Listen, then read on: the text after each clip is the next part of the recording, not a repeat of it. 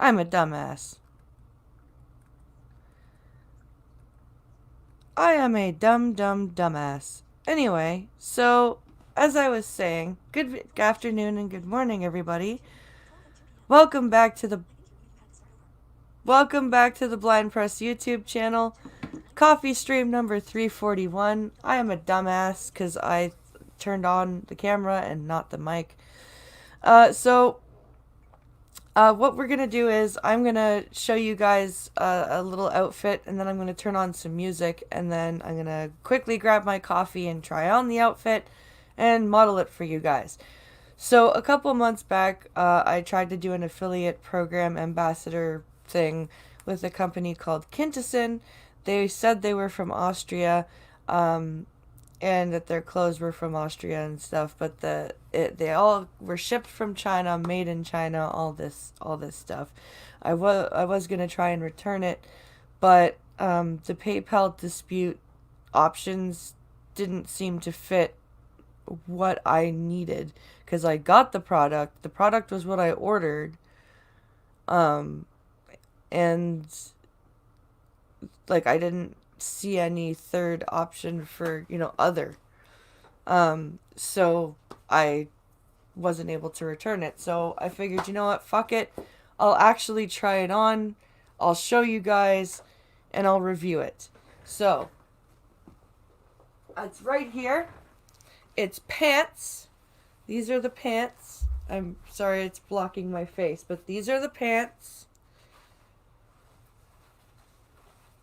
And this is the bra that looks like it's going to strangle me. Now, I am going to get my coffee and try this on. I'm going to turn on the music that I have shared the screen for and turn off the camera and mic. I'm going to go get my coffee, try this on, and come back and model it for you guys. And then we'll get into the news. And don't forget, the elliptical challenge is still going.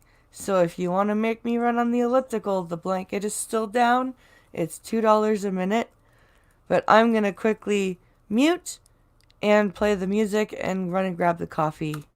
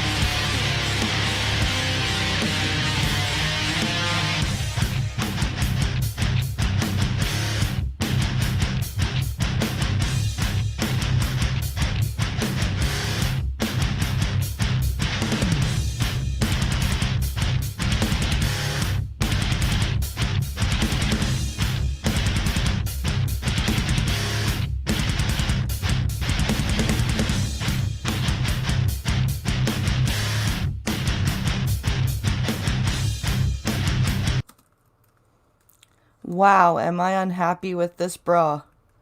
Holy shit. Like to the point where I'm taking it off. Not on camera, but but oh my god. Um this is a large that I'm wearing. The pants are okay. I'm going to stand up in a second to show you guys the whole thing. So, the pants actually fit okay. Um, the pants fit okay, except the stitching is really crappy. Right here, it's going to rip, you can tell. This is going to rip right up here. But this bra, if you, look at it, I'm, it's like a 5-year-old made the bra. Yeah.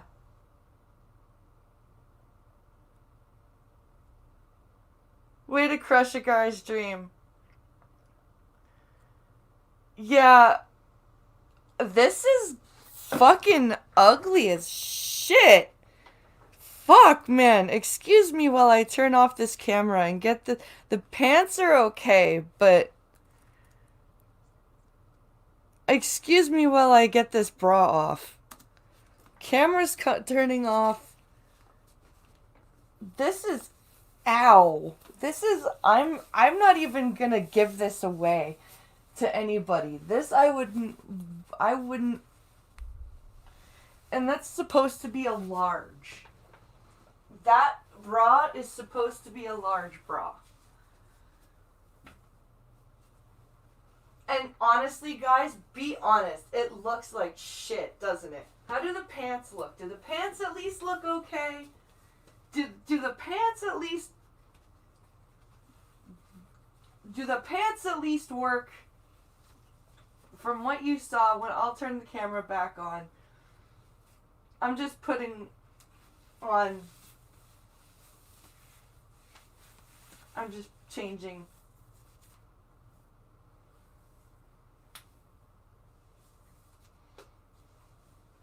That, because, oh my god.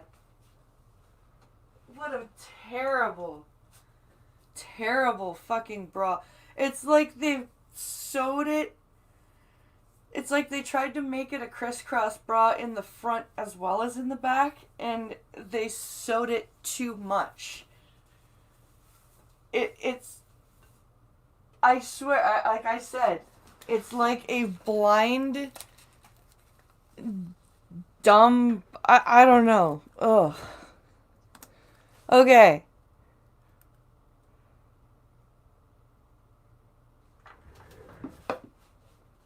Well, I'm gonna model the pants again. I just had to get the bra off, honey. I said I was gonna model the pants again. So, here's the pants. Walking, turning slowly. Here's the pants. I really need to start working out again because this is back. But these are the pants. Like I said, you can see right here where the stitching is, where it's going to rip. But I mean, the pants feel okay to wear. They're a bit scratchy even after I washed them. But that bra, oh my god. And I bought a large. That's a large, and it's doing that.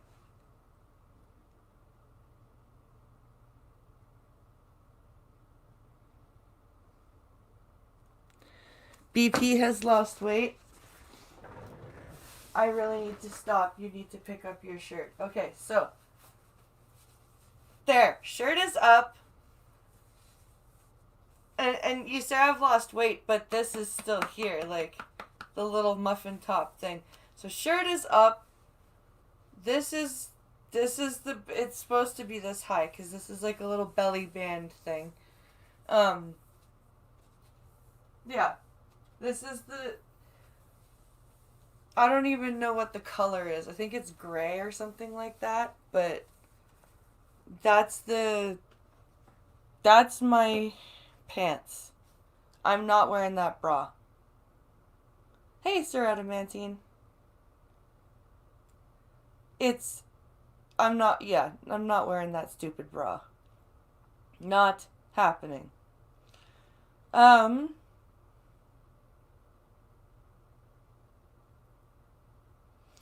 And remember, if you guys want to help me get back and lose some weight, the elliptical challenge is still going on. You can send in a Streamlabs donation, and I will run on the elliptical for your entertainment.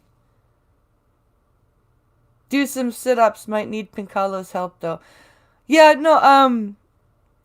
I've been doing. I was doing crunches and stuff. I need to start doing those again.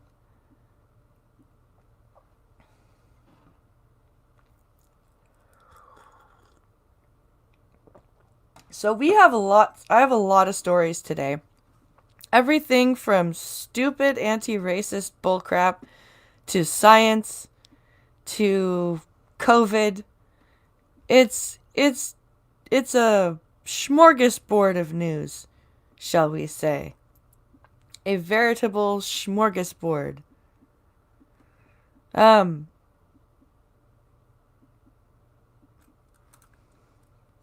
So I'm going to jump over here and share the first story.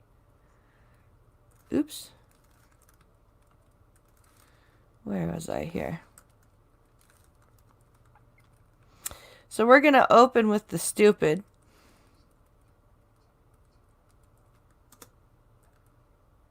Oops.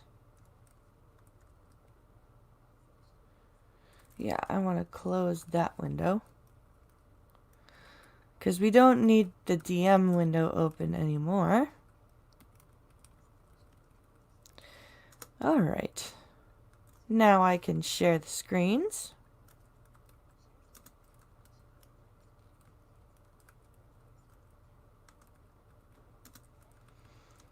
Okay. We even have an article from Slate.com.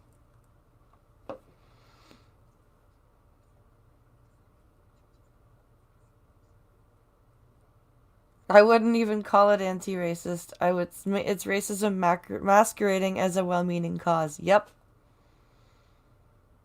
Absolutely. All right.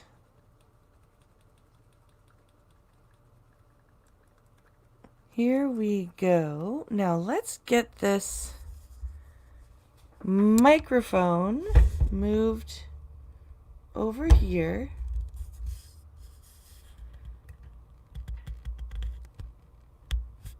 Just trying to get it so that the computer will read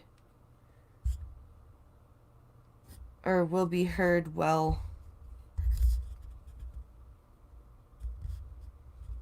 There. That should be good. And I can still be heard well. So let's move the pop filter right there. All right. How conspiracies like QAnon are slowly creeping into some Canadian churches. Hi, George. I mean, Blind Press. Hi, Mr. Scott.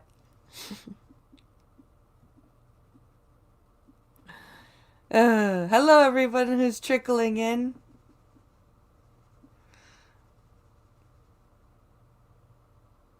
I need to... over here?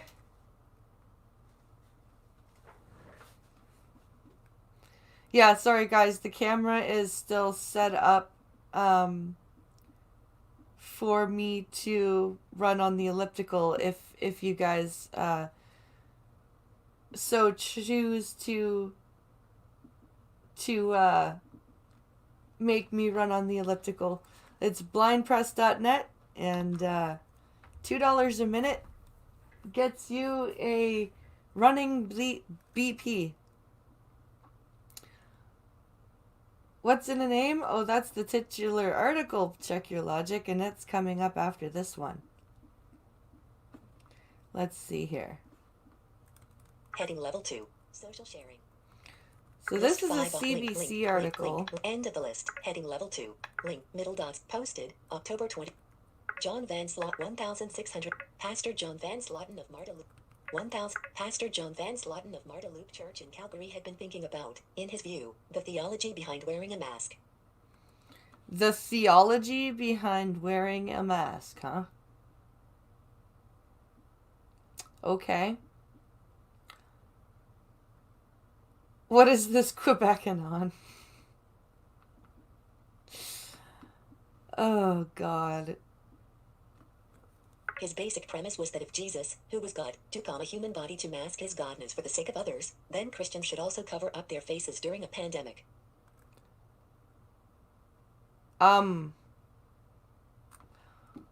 Okay. I guess so. Maybe kinda sorta no. That makes no sense to me. I'm super confused. If if God made Jesus in human form to mask himself, then Christians should be okay with wearing a mask. I'm no I'm no theologian, but that doesn't make any sense to me. Like, at all. But I mean, I could be wrong. So Van Slotten penned a column for a local newspaper and made it the subject of one of his sermons. You are currently on it. I thought it was a pretty convincing theological argument, Van Slotten said, but people just went nuts with it. 'Cause it's a nutso argument. What do you want?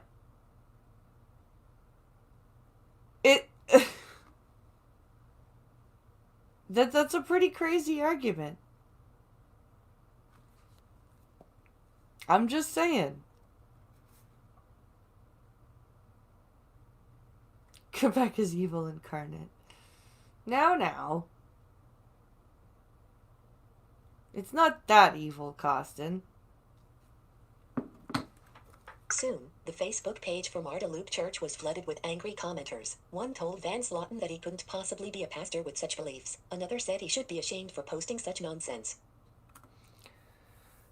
Because it is nonsense. That's a stretch. It's just...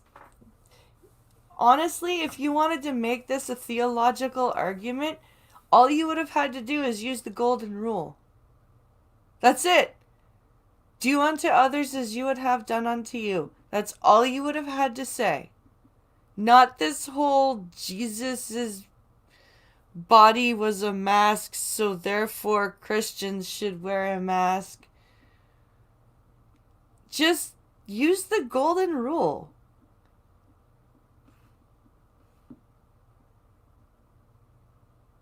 Jesus took human form to reveal himself. Yes, he did. One commenter even posted a meme of Jesus displaying his middle finger to the reader.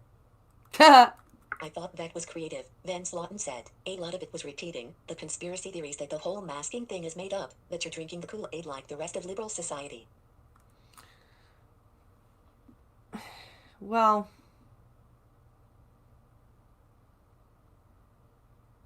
hey, Canada is not evil.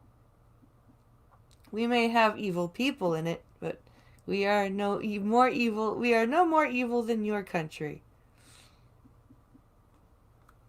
Comments flooded the Facebook page for Marta Loop Church in Calgary after Van Slotten wrote a column and preached a sermon on the theology behind wearing a mask. Facebook. Van Slotten said he has received criticism, hate mail, and even protests outside his church over the years, and has mostly ignored instances that seemed like trolling. Seemed like trolling, huh? Because people tend to troll churches. That's what... human form because if he had shown up as a lizard, people would have been terrified and murdered. Yeah? The world still hasn't forgiven you for Justin Bieber. Yeah, okay, I'll touche. Touche. But he said he's also read about the advent of the baseless conspiracy theory QAnon in American churches, and feels the churches in Canada should be carefully tracking its possible journey north. He's heard about it, so he doesn't actually have, like, proof. He's just heard that QAnon is in churches now in the States. So we should have our churches be keeping track. And honestly, QAnon, while stupid, wouldn't take off so much if parts of it weren't true.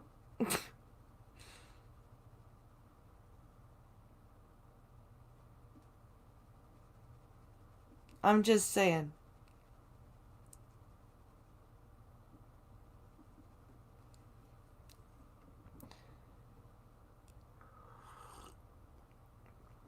You will gladly contribute to any future GoFundMes to import my favorite Canadians to the US, huh? If Mexicans use coyotes, do Canadians use moose?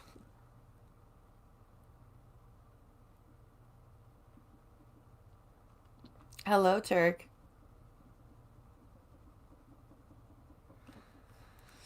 The Christian church has always been exposed to heresies and incorrect thinking historically from the get-go, Van Slotten said. Heresies come and heresies go, and this is the heresy du jour, and I think we ought to treat it like that. Heresy? QAnon is heresy? You want to treat QAnon like heresy? So give it even more power than before. Okay. Awesome. Brilliant idea.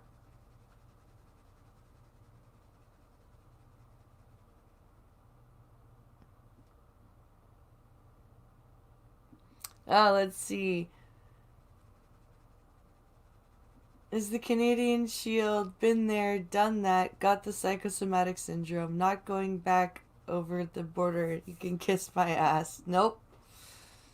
No, I wouldn't live in the States. Not in a million years. I would visit, but not live. Heading level 2. An American conspiracy comes north. Crow. An American conspiracy comes north, huh? Oh boy. The QAnon conspiracy theory originated in 2017 on the message board 4chan after a user identified as Q claimed they had insider information on the administration of U.S. President Donald Trump. Through a series of anonymous posts, Q propagated the conspiracy that Trump was battling against a child trafficking ring that included deep state government officials, prominent Democrats, and members of Hollywood. Except then the Jeffrey Epstein thing happened, and that's actually a thing that was going on. Which is what I was saying about maybe QAnon wouldn't take on such steam if most of the stuff that it said came true. Just saying.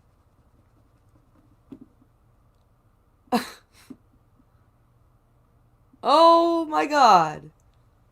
Okay. Followers of the QAnon conspiracy theory include members from both secular and religious groups, and aren't made up specifically of those people who participate in the Christian faith. You think? List 1 item. Bullet link. End of the prime. Though QAnon may have begun as a distinctly American conspiracy, its tentacles have since been attached to governments and notable individuals around the world. The Prime Minister Justin Trudeau has been mentioned in Q Drop since the start of QAnon, said Marc-Andre Argentino, a PhD candidate at Concordia University who studies QAnon. We have some significant influencers, based in Canada. You are currently on a text element. Oh.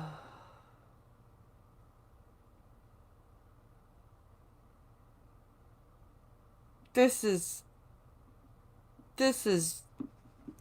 Of course, Trudeau's been implicated. Oh my god. Amazing Polly, a QAnon influencer based in Ontario, was at the root of the link. Wayfair conspiracy theory. Croak, it's not like Canada is just taking the American aspect, but they're adapting it to its own context. They're adapting it to its own context, huh? Or maybe they're calling out truth and you guys don't like it. So you're just shunning it as a conspiracy theory. That is the other possibility.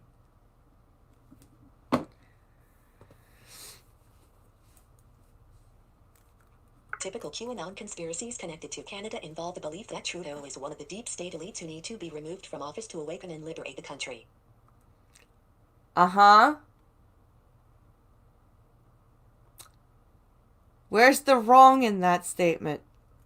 Marc-Andre Argentino, a PhD candidate at Concordia University in Montreal, says QAnon offers believers a symbolic resource that helps explain why bad things are happening in the world. Ted S. Warren, /the Associated but he said growth among QAnon adherents within secular and religious communities is steady and underpinned by different motivations, Argentino said. Because they keep bringing up things that keep happening to come true. So more and more people from more and more different walks of life are starting to pay attention. You dumbasses. All of you. Oh my god. You are all so stupid.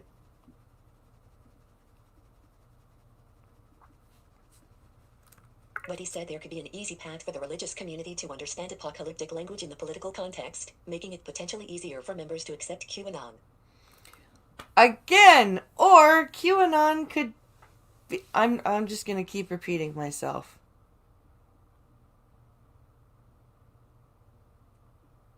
No, none of you guys are stupid. The people in this article are stupid.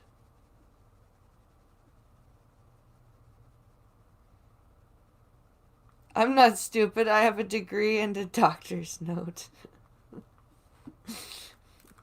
Religions and conspiracy theories have this function where they permit the development of symbolic resources that enable people to define and address the problem of evil, he said. So whether you want to know why something is happening, whether you're blessed or cursed, God or the devil, it's the same thing with QAnon. So either you are comparing QAnon to Christianity, or you've just said that, or you've just exposed religion's flaw and inadvertently given your followers a reason not to believe in God.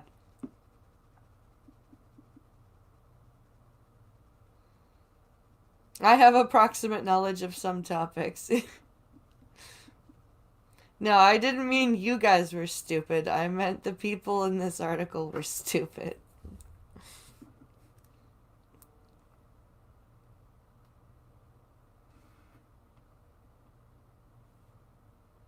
Okay. This conspiracy theory is providing a mainstream narrative for things like a pandemic or war or child trafficking. It's just a natural pathway for a lot of evangelicals in the US, especially considering how evangelicalism is closely linked to American politics. Except child trafficking rings and all of those things have been exposed. So this is not conspiracy. This is truth. I have cardinal knowledge of topics.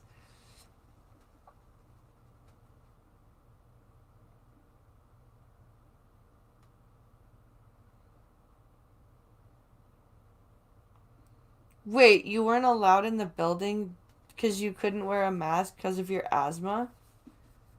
Wow.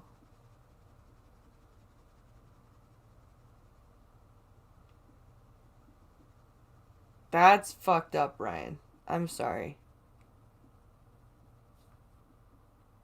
Up here, the bylaw specifically states that you can't question. Like, so if somebody shows up without a mask on and they say they have a medical exemption, you can't question it. So I'm really sorry that you got that happen to you at the doctor's office. That's some bullshit right there.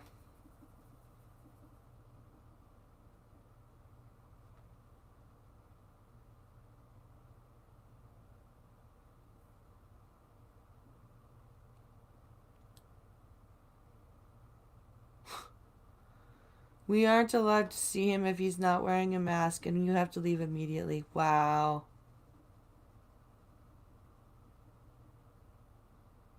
It's a damn good thing this is just a routine checkup and not, real sickness. No shit.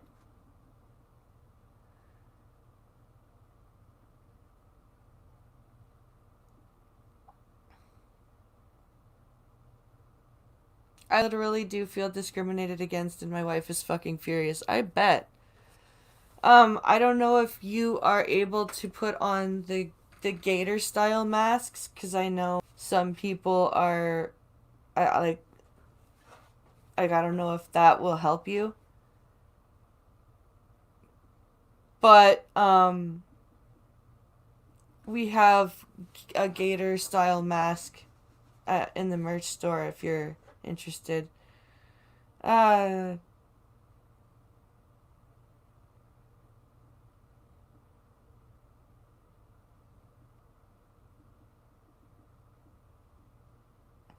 let's see. In other good news, in about an hour, Brandon is going to stream Hades, so that'll be fun. Oh, nice. Oh, wow, you have a lot of children's books there, Tarek. Oh, that's cool.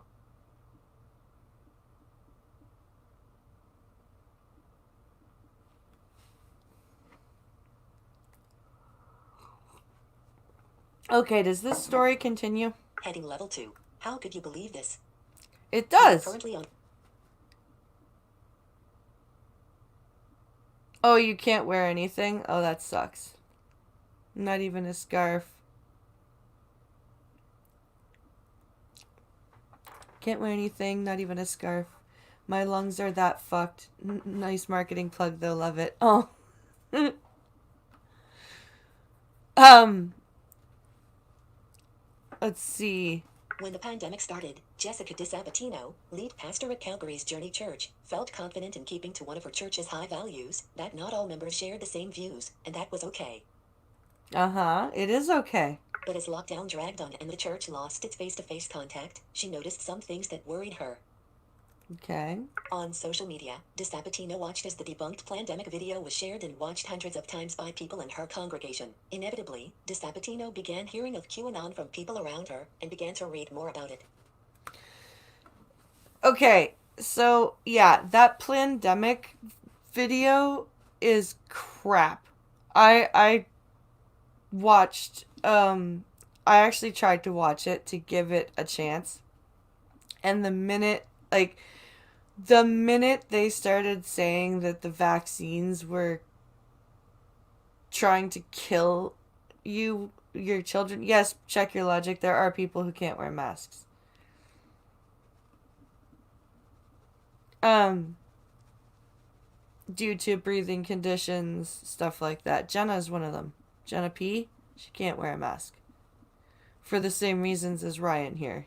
Her lungs are messed up. So yeah, the minute I tried to watch the pandemic video, and the minute they were like, doctors, why is it that mercury is said to be a dangerous element for you, but it's pumped into our children via vaccines? I was like, okay, nope, nope.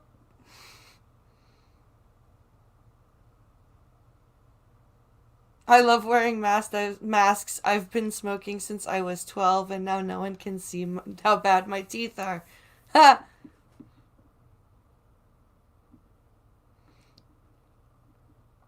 You should get yourself a mask from our merch store.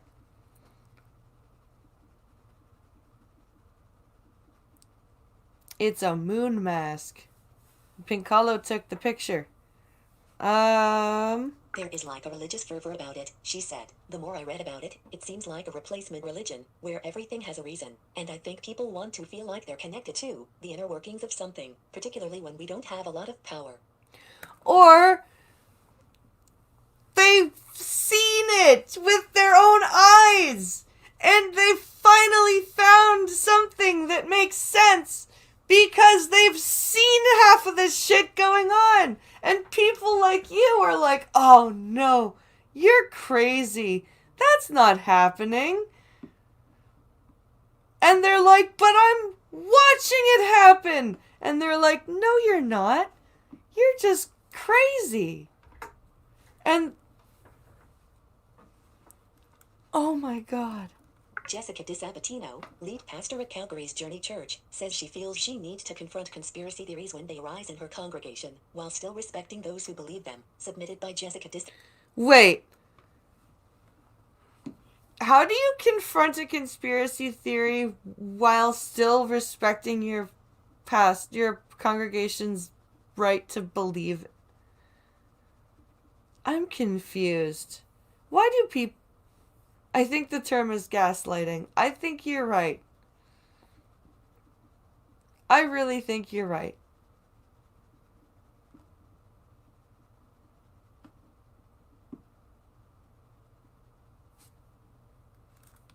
Pastor John Van Slotten of Marda Loop Church in Calgary had been thinking about, in his view, the theology. His basic premise was that if Jesus, who... Oh, it went up to the beginning. So that's that story. That is how QAnon is coming to Canadian churches, apparently. Oh my God. Just ridiculous.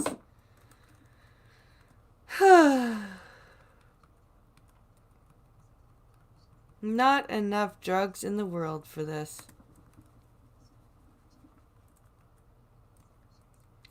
Alright, next story.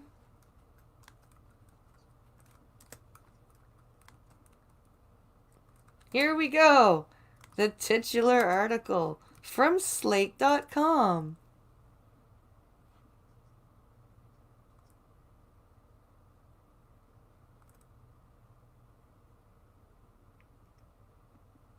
Nice Sunseal server fall.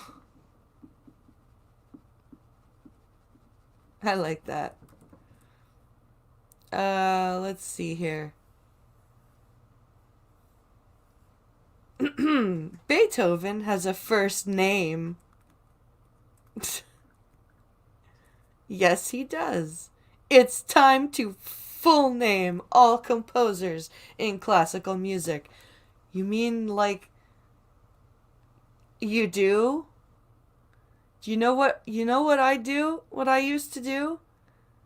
When I performed pieces of music in festivals, you go up, you take your bow, you say, good morning. My name is whatever your name is. And then you say, and I will be performing. And then you say the piece. And then you know what you do? Take a guess. Anyone have a guess what you do? You say the composer's full fucking name. Jesus Christ. Yes, Ludwig. It's George. Yes, George Beethoven. Okay. This is oh, and aptly, this man's last name is White.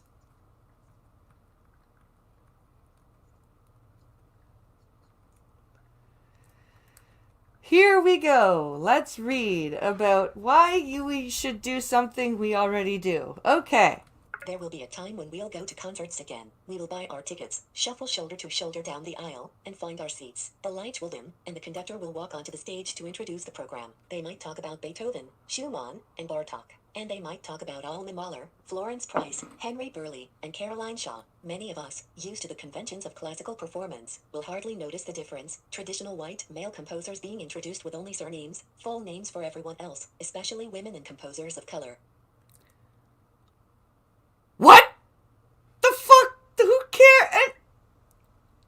What?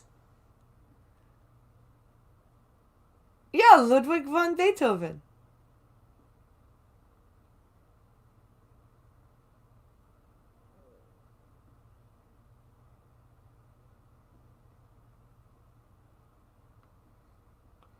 Let's see. The door guard is getting re-educated and disciplined, and I'm not getting dinged for missing an appointment we weren't allowed to go to. Good.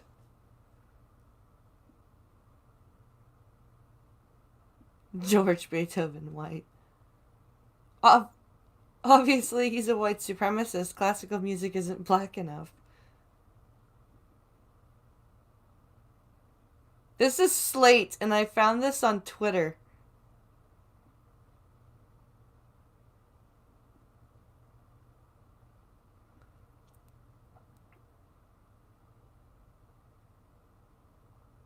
Wait, who? Did someone spike this writer's drink with anti-SJW juice? Nope. So, okay. So he's mad that people of color and women get their full names spoken, but that white guys don't. But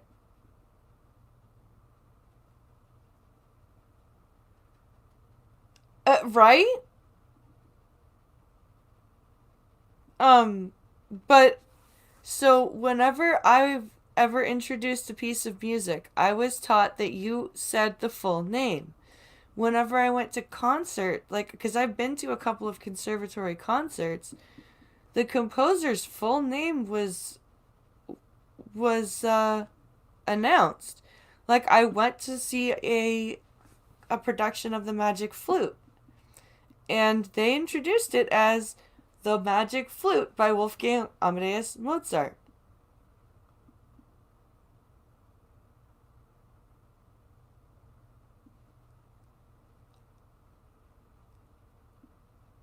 Just going to spin double big piece fifth drop.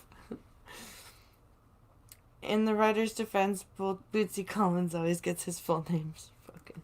The habitual, two-tiered way we talk about classical composers is ubiquitous. For instance, What? link. Coverage of an early October latest by the Louisville Orchestra praised the ensemble's performance of a Beethoven symphony, and the debut of a composition memorializing Breonna Taylor by Davone Tynes and I.G. Dubny, but ubiquity doesn't make something right. It's time we paid attention to the inequity inherent in how we talk about composers, and it's time for the divided naming convention to change. But there is no...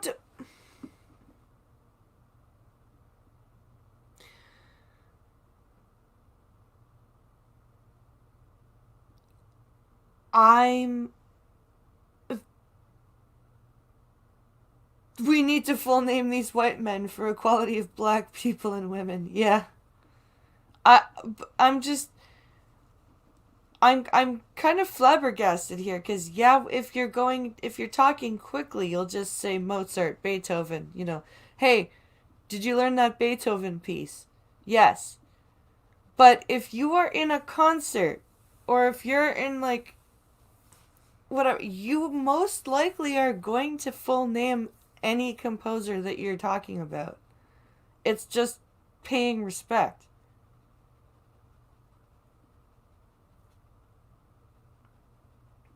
It... Oh. Advertisement. Link. Philip published in September, in which he calls out link. The past several decades have seen the world of American classical music reckoning with its racist and sexist history, as it has with many other areas of culture. That process has greatly accelerated over the past year. In my own corner of academia, the previous several months have seen an explosive focus on the inherent white supremacy and male-centrism within academic music research. This explosion was sparked by a lecture and an ensuing article by link. Philip Ewell, published in September, in which he calls out mainstream American music theory for its institutional racism. This flashpoint was preceded by work in similar veins by scholars like Music theory is racist? It's math! It's math! Music theory is math! How the fuck is that racist?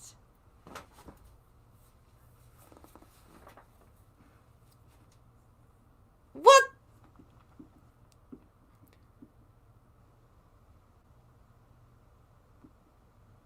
Oh my god. It's math.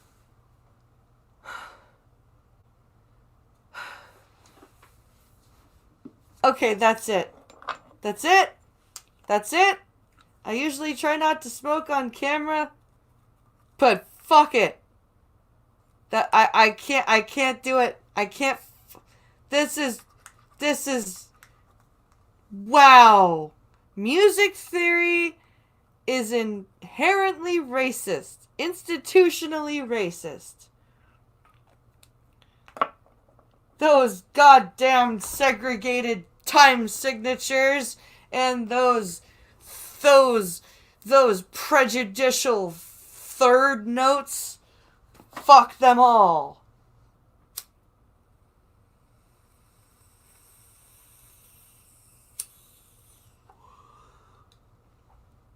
Oh my good Jesus Christ.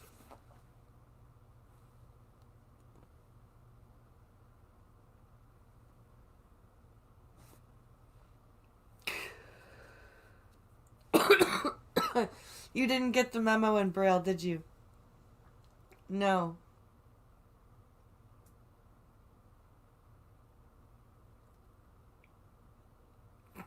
But math is racist because white people. There's like an hour on music theory being racist. Adam and Sausage did a takedown of it.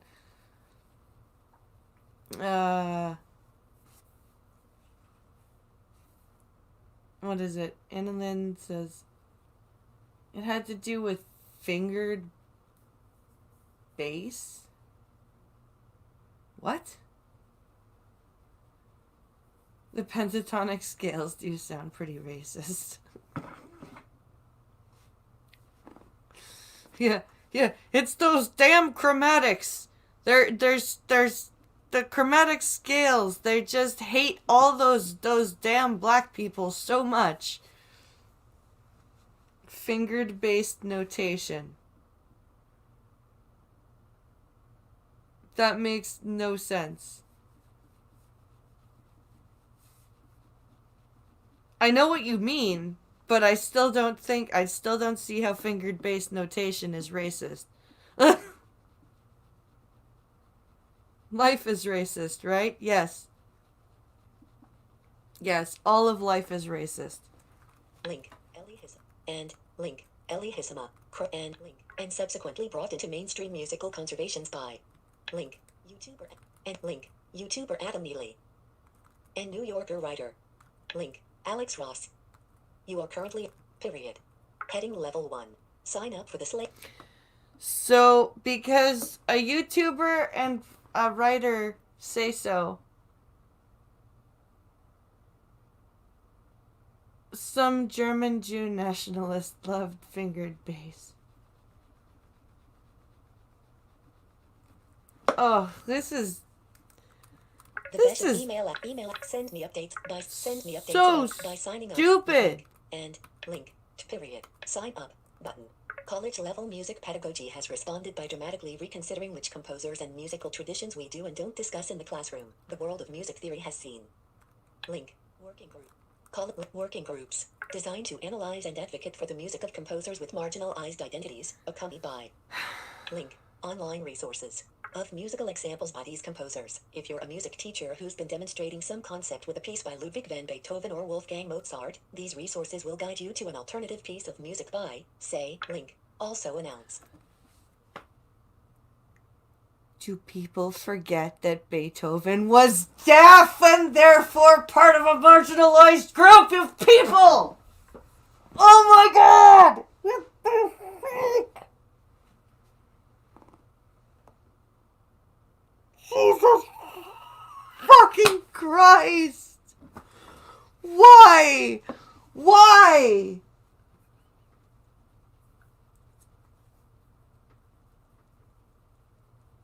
Oh.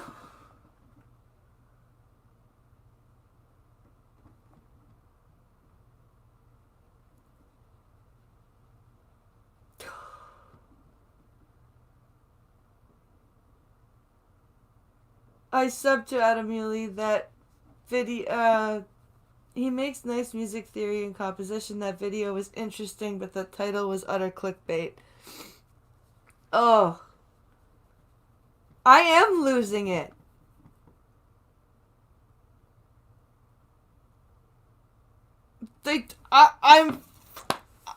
I studied music for many years, and I like did Beethoven was a disabled man. Fucking Handel was a disabled man. But I guess because they're white, it doesn't matter. There are so many disabled composers. There are so many, like, gay composers.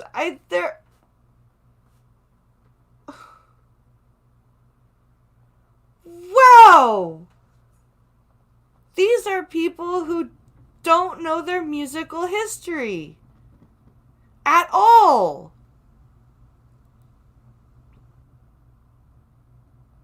Like, none of them know their musical history.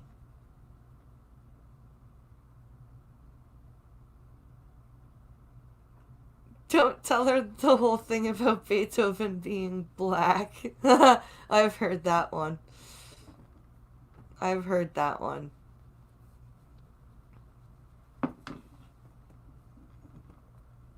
Yeah, facts are racist. Yep.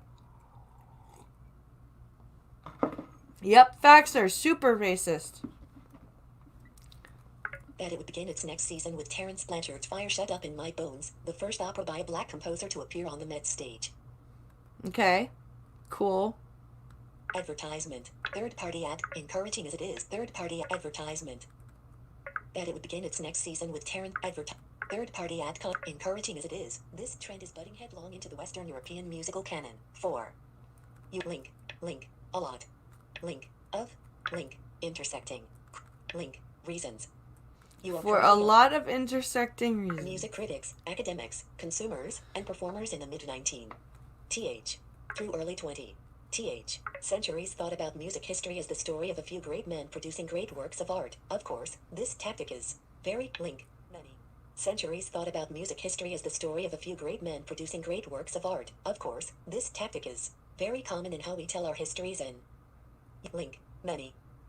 Domains, tied up in the respect and ubiquity afforded to these men is the mononym, or a single word sufficing for a person's whole name. These canonized demigods became so ensconced in elite musical society's collective consciousness that only one word was needed to evoke their awesome specter. Mouthfuls of full names became truncated to terse sets of universally recognized syllables. Mozart, Beethoven, Bach. You are currently on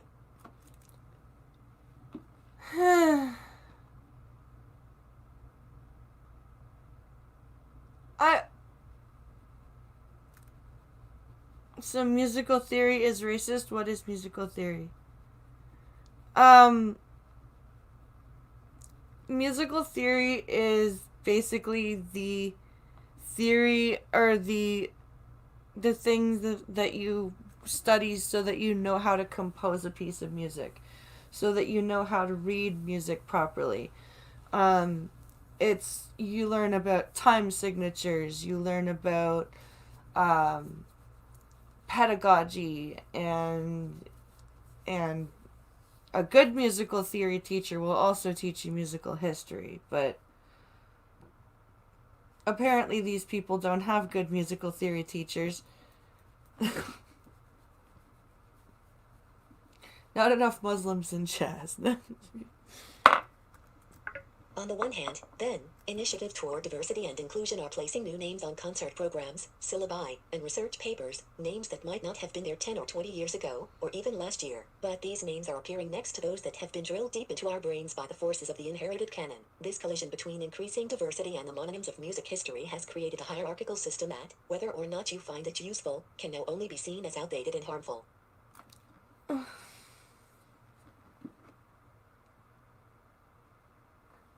I swear, people in journalism are told to write something,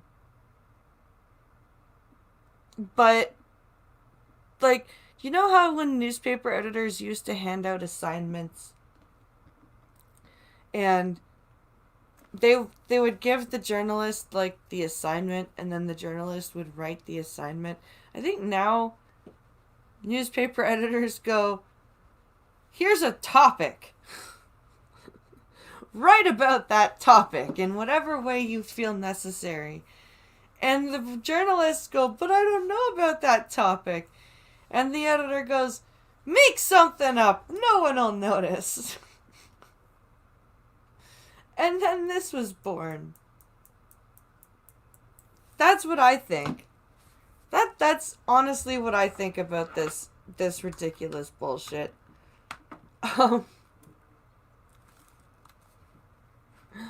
Holy Christ.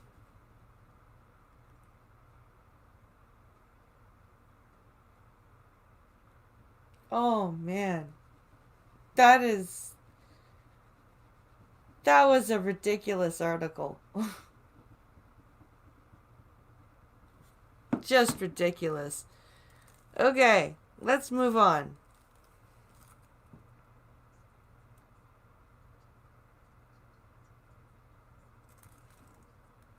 No, that one we won't do because we are running out of time. We still have 4 stories to go.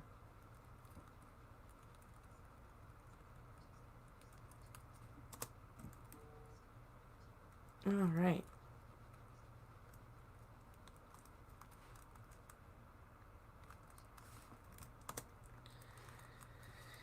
Oh, remember, guys, if you want to make me run off this angry energy, you can donate to blindpress.net.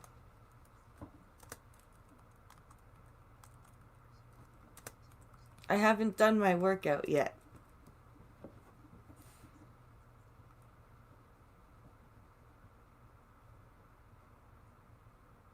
I'm a believer in the suction cup. Oh, yeah. I think you're right, Mr. Dax. See, I wish I had a PlayStation camera because I would do what Blind Brian has started doing, which was the an exercise for every death or victory.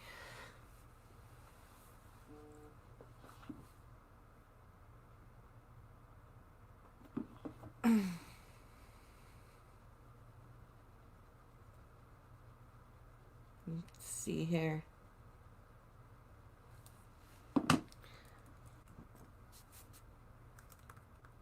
Where am I here? So we're looking at, let's see here. Here we go. Oops, I lost the headline. Brown snowboards nesting at home over COVID concerns. Or Braun. So, snowbirds, for those of you who are going, what's a snowbird? Canadians who go south for the winter. Paragraphs. Image. Spotlight image. Crow. Publishing date. October 2019. Notification center. Close. New subscribe. Close button. Oh, a new subscriber. Image. Scroll. Elect Ginny from Philly. White. www. Thank you, Ginny from Philly. Close button. Application. Axe visual support age. Chrome. Thousands of snowbirds will be grounded this winter because of COVID. An estimated 1 million Canadians, most 55 and over, have become accustomed to escaping the winter by traveling to the southern U.S. and Mexico or to other sunny climes. You are currently... Yeah, and then they're gonna get sick because they stayed here. This is gonna get bad.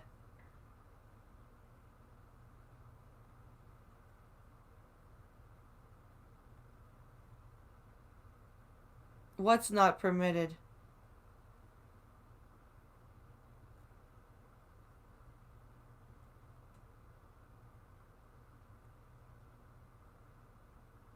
Oh, let's see here.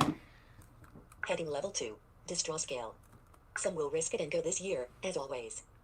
Yet most will stay put in Canada. For Jill Wykes, editor of the link, Snowbird Advisor Ca. Black. The choice is obvious. There's a Canadian travel advisory saying do not travel for non-essential reasons. Yeah. Those advisories are not applied lightly, only when they feel it's pretty dangerous. You are currently on a tech... Exactly. This year Chrome has new is window. not a good idea. But, squirrels don't migrate.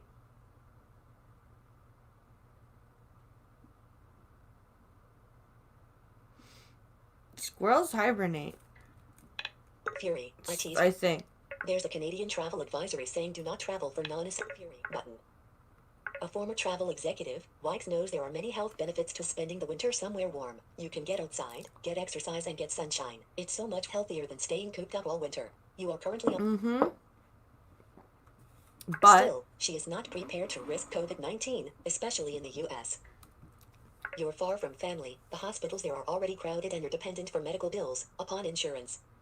Yes, you are. Story continued. It's not a smart idea.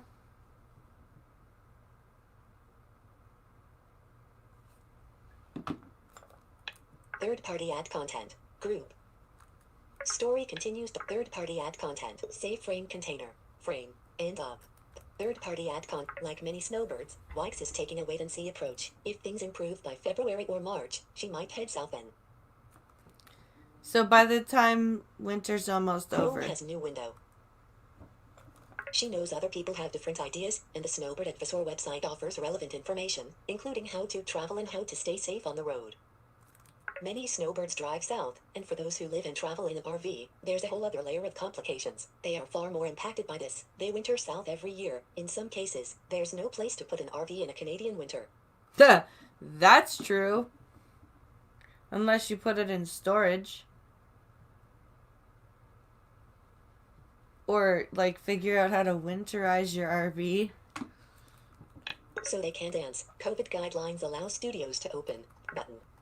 As many are flying, said Wyke. As the US/Canadian border is still closed, those who would normally drive or hire a driver to get their car south will now have to hire a transport company to load up the vehicle and take it. Yep. Many are flying, said Wykes, although there are fewer flights and it's all a bit sporadic. You are... The Snowbird... Breaking. Close button. Oh. Breaking. Ethics Committee Chaos MP Barrett responds after called. You are current... Wait, what happened? Close button. You are currently...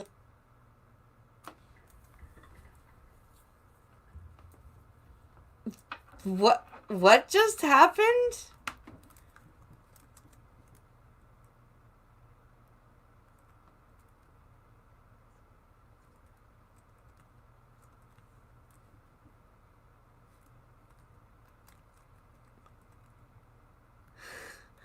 What has happened here? I wanna know.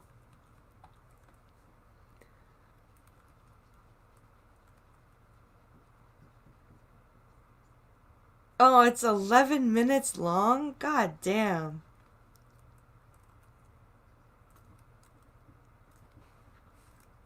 I want to know what happened.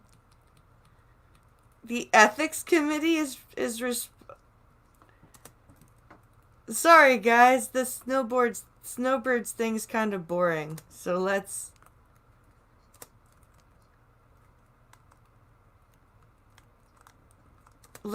I want to see what this is, and then we'll get into the science-y stoof.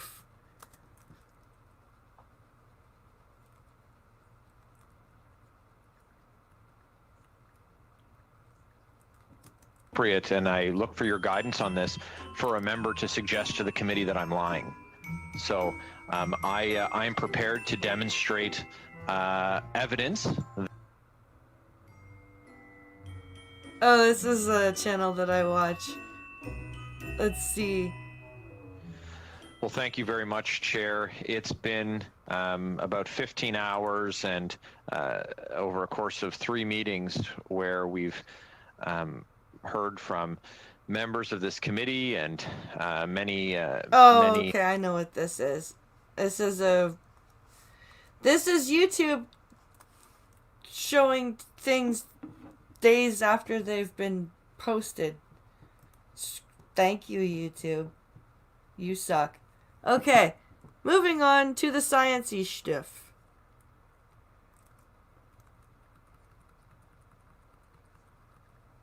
So in other words, or another, to finish off that story, Canadians aren't going south because COVID.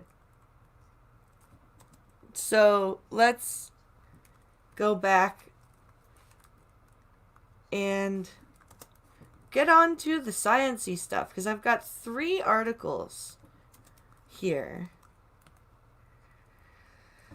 3 different sciencey articles. 2 of them are actually, no, all of them are space related.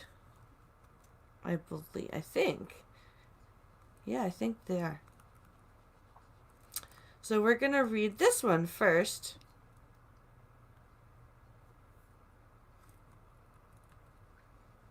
Where's that headline? No. No thanks. Piss off. I want to read your story and then I want to leave. So, volcanoes fuel gaseous atmosphere on Jupiter's moon Io. And this is from today, so let's see what this has to say here.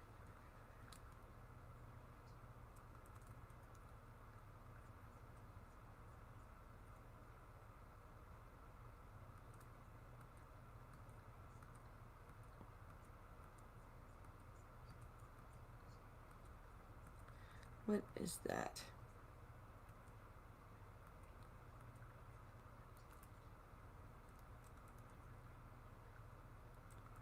Is this a video?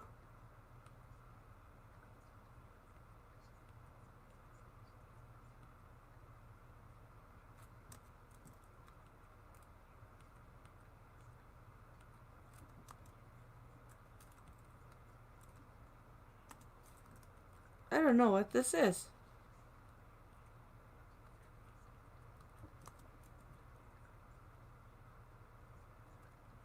It looks like a silent video, so sorry about that. So, I thought there was gonna be, play sound. That would help.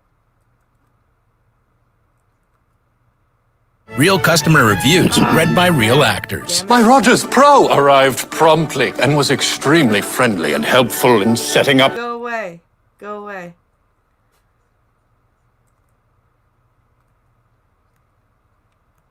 That was loud and unnecessary. Sorry. So did I. I thought this was already known. Yeah, so did I. So Io is a very volcanic moon. So yeah, this is something that's not new.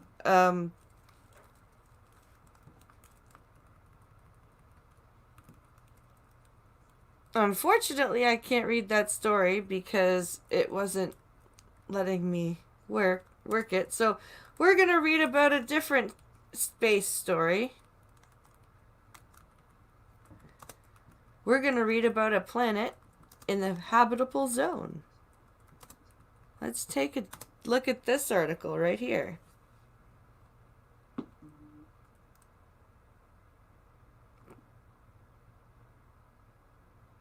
That was rape, and I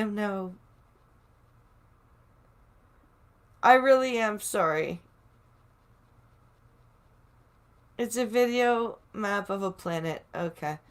No, I really do apologize for that being loud. I'm sorry. So this is a story I found this morning. Where's the head? There it is. First habitable zone, Earth-sized exoplanet discovered with Planet Hunter tests. So that's pretty cool. Let's take a look at this.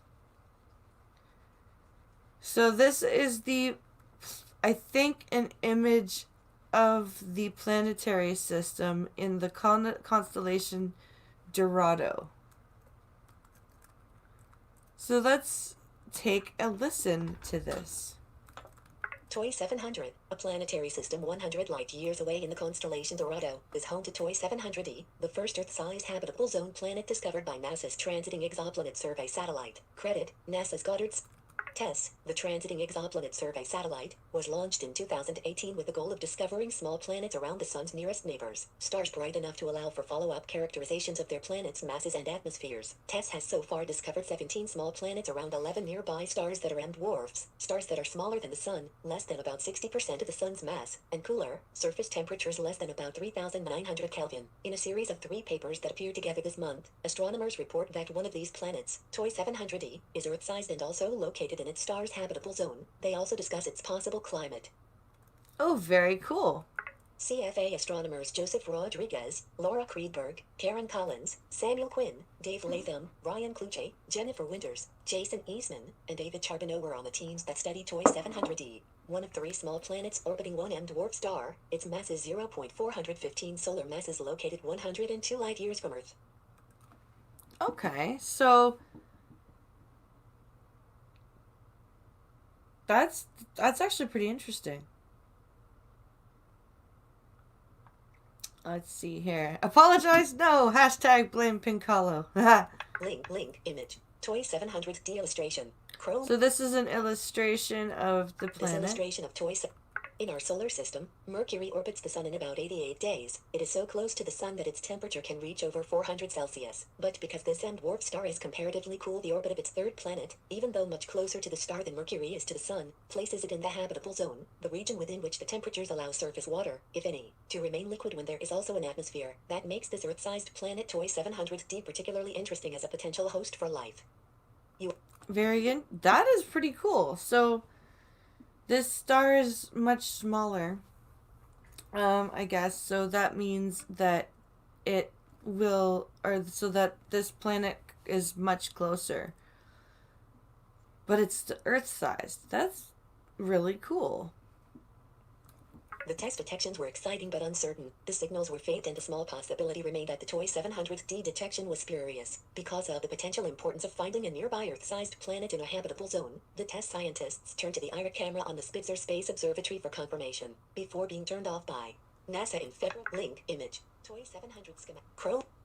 Link image. A schematic of the planets around the nearby M-dwarf star. The test team observed Toy 700 with IRIC in October of 2019 and January of 2020, acquiring clear detections of the planet with about twice the signal-to-noise of TESS, enough to give a 61% improvement in the planet's orbit and to significantly refine our knowledge of its other characteristics, refining the radius as above and finding the mass to be 2.1 Earth masses. The results, especially when compared with other planets' properties, suggest that this planet may be rocky and likely to be tidally locked with one side of the planet always facing the star. Interesting. So it's 2 masses of Earth. M-dwarf.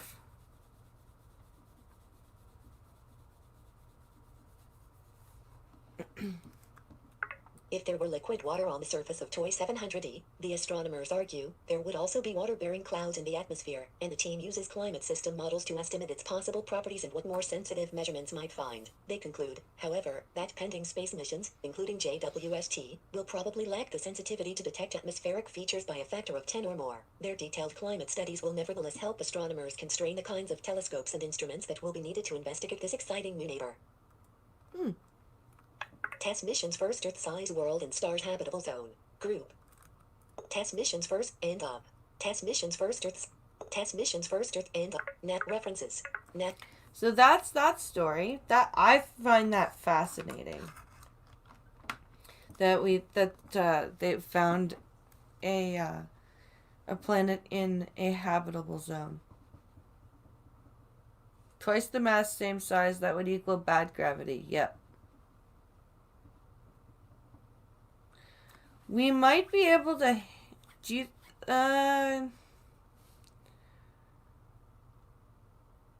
it could be difficult, but I don't think it would be like crushing gravity.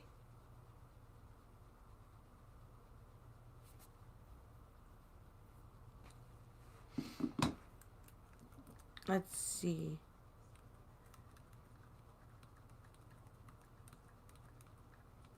So this is our last story.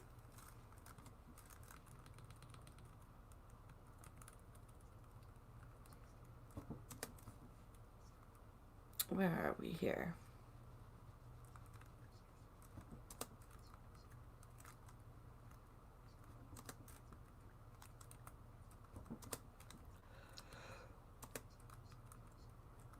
Okay. So it looks like the Osiris mission is having some issues.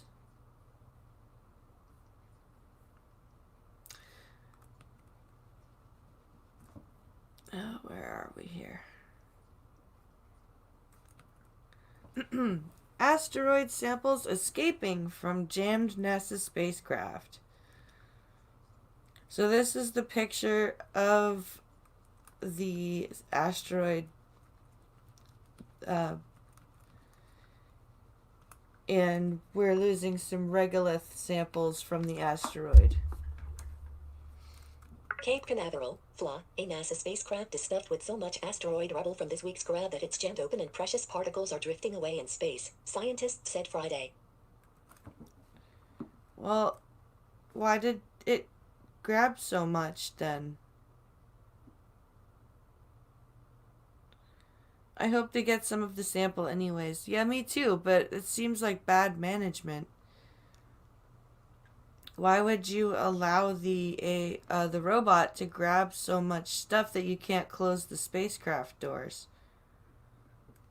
Scientists announced the news 3 days after the spacecraft named OSIRIS-REx briefly touched asteroid Bennu, NASA's first attempt at such a mission.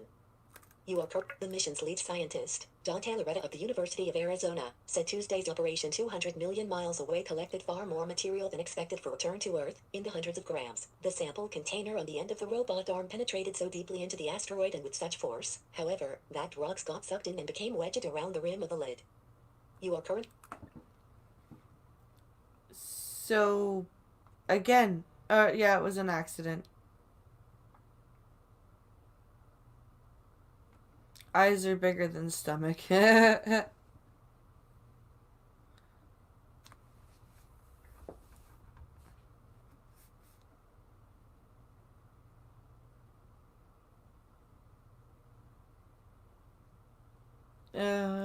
see here. Heading Level 2. Related stories. You are currently on a heading Level 2, inside of web content. To exit this web area, press Control, Option, Shift, up arrow. List 1 item. You are currently on a list. Link. End of the list. Scientists estimate the sampler pressed as much as 19 inches, 48 centimeters, into the rough, crumbly, black terrain. You are currently on a text. We're almost a victim of our own success here, Loretta said at a hastily arranged news conference. You are currently on a... Loretta said there is nothing flight controllers can do to clear the obstructions and prevent more bits of Bennu from escaping, other than to get the samples into their return capsule as soon as possible. You are currently on a text element, inside of web content. That sucks. I just got an email from the school, from the oldest school. No dressing up.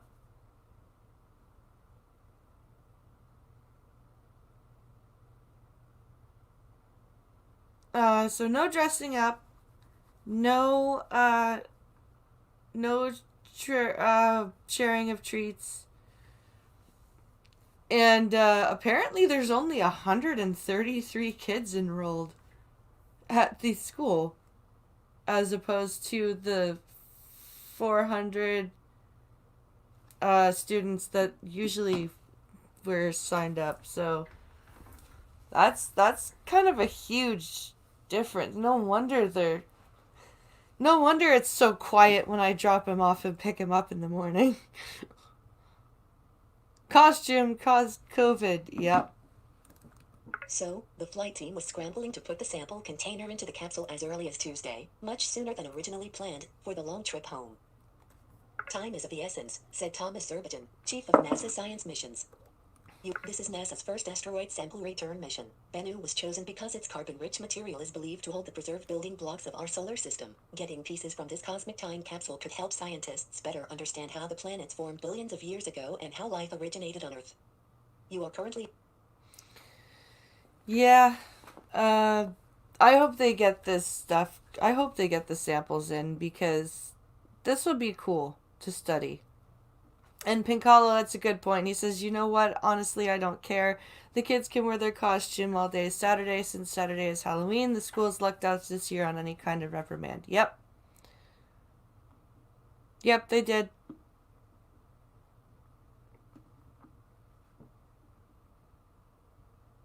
They absolutely did. Let's see what else here. Scientists were stunned and then dismayed on Thursday when they saw the pictures coming from OSIRIS-REx following its wildly successful touch and go at Bennu 2 days earlier. I bet. Like, I would...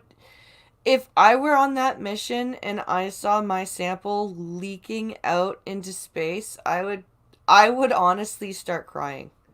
I would like take myself off to the bathroom. You know, just excuse me. I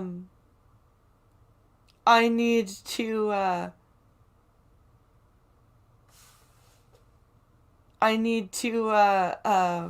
go to the washroom and cry for a moment.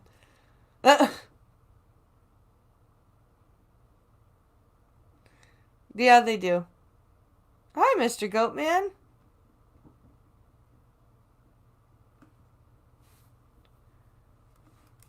A cloud of asteroid particles could be seen swirling around the spacecraft as it backed away from Bennu. The situation appeared to stabilize, according to Loretta, once the robot arm was locked into place, but it was impossible to know exactly how much had already been lost.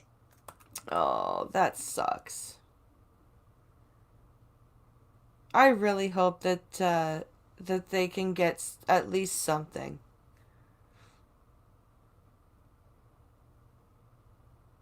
If you excuse yourself to the bathroom, you have 2 samples floating in space. Hey, dude. Hey, irate.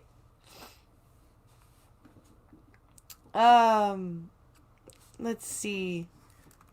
The requirement for the $800 million plus mission was to bring back a minimum 2 ounces, 60 grams.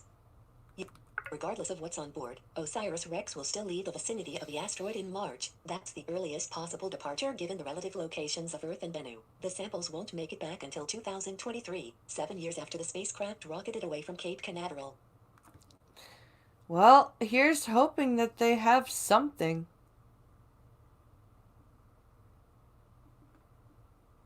I really do hope that something has been... OSIRIS-REx will keep drifting away from Bennu and will not orbit it again, as it waits for its scheduled departure. Because of the sudden turn of events, scientists won't know how much the sample capsule holds until it's back on Earth. They initially planned to spin the spacecraft to measure the contents, but that maneuver was cancelled since it could spill even more debris.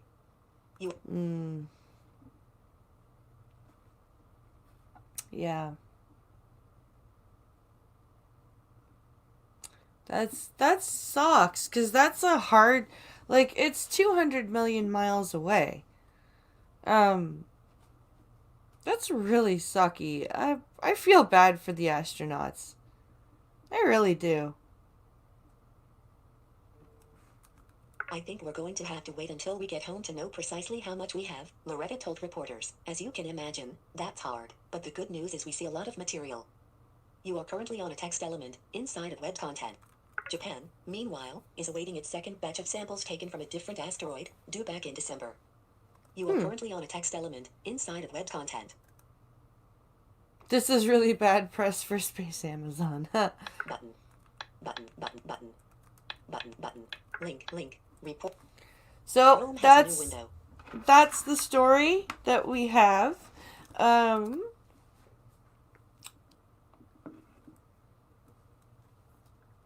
Where are we here?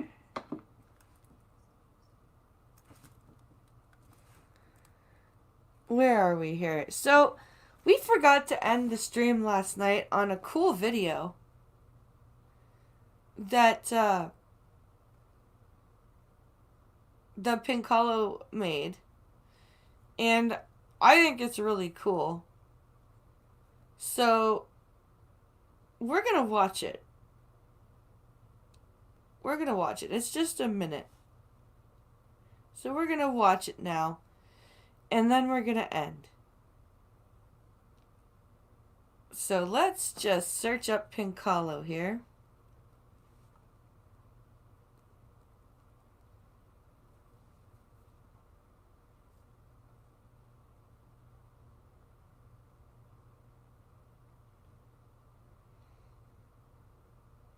Where is it here? There it is. There it is! I found it! I think this is a cool video. And he described it to me, so I know exactly what's going on in it. But I think you guys should, I'm gonna share it with you guys. 'Cause it's cool. Where's my DM with myself? Here it is.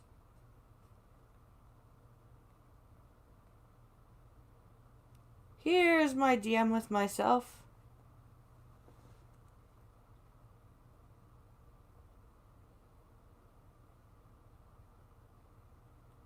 Okay.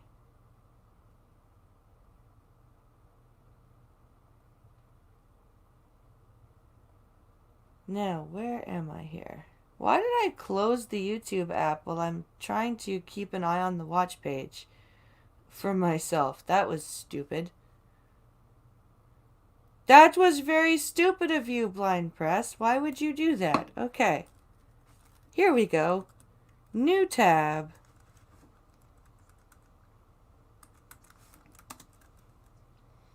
Alright. So we're going to share this little video that Pincalo made. And that will take us to the end of the stream.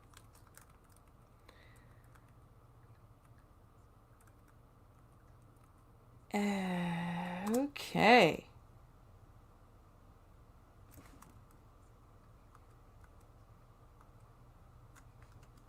Let's get this going here.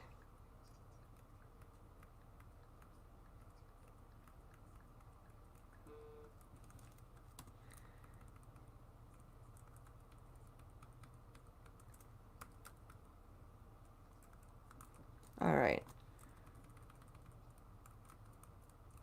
Window, StreamYard, share screen, Chrome tab. All right, guys. This is Pincalo's video called An Ape Plays Jigsaw's Game. Hello. Hello. You don't know me, but I know you. I want to play a game. Hey, Heresy.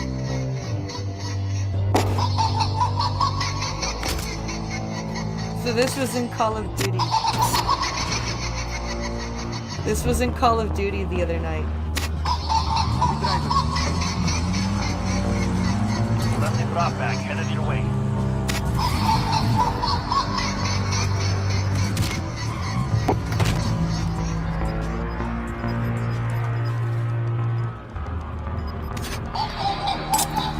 Gas is closing.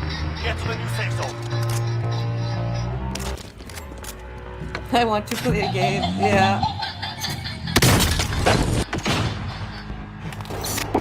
There is only one key to open the Oh, device. it's not in full screen mode? It's in the stomach of your dead cellmate.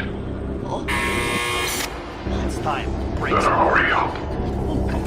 Live or die.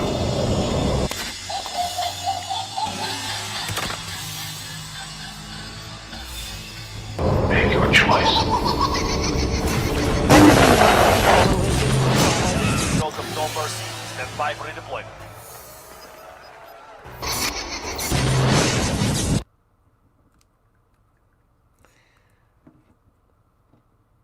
So it's not, it wasn't in full screen mode? That sucks.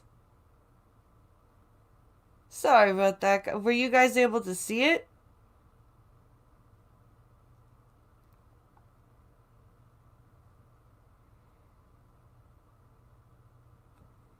Here, I'm gonna put it into full screen and we'll share it again. We'll play it again. Hold on.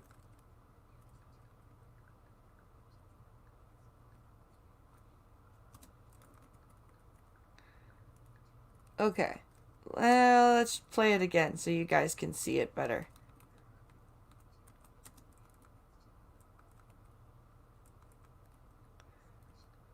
Because it's pretty cool. Hello. Hello. You don't know me, but I know you. I want to play a game. So yeah, this is it in full screen.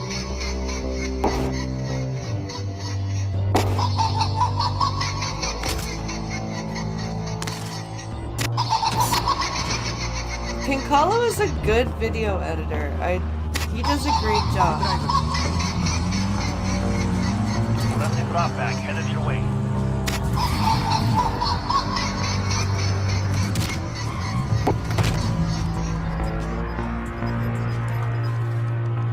This is all, he did this all on Saturday. He made this video. Get to the new safe zone. Yeah, so Pinkalo's on Twitch a lot doing Call of Duty, and these are his clips. There is that he only puts one up. key to open the device. Win this fight and you return to the front It's in the line. stomach of your dead cellmate. It's time. Break. Better hurry up. Live or die.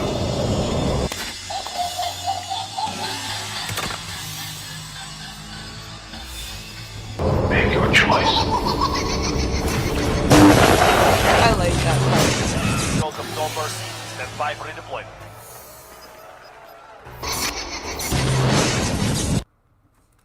And that's Pinkalo's video that he did, I think, a good job on. And on that note, guys, we're going to end the stream. I hope you guys enjoyed yourselves today and enjoyed yourselves watching me lose my ever-loving mind at Slate.com. So, please join me tomorrow at 12 p.m. Eastern for a Beat the Blind Girl stream. And that will be another Combat League stream because Combat League Season 15 has started. And I'll be switching between the Joker and Nightwolf. I'll be going back and forth. So come and watch that. And of course, Wednesday this week is Wednesdays in Canada. So that'll be Functional and I.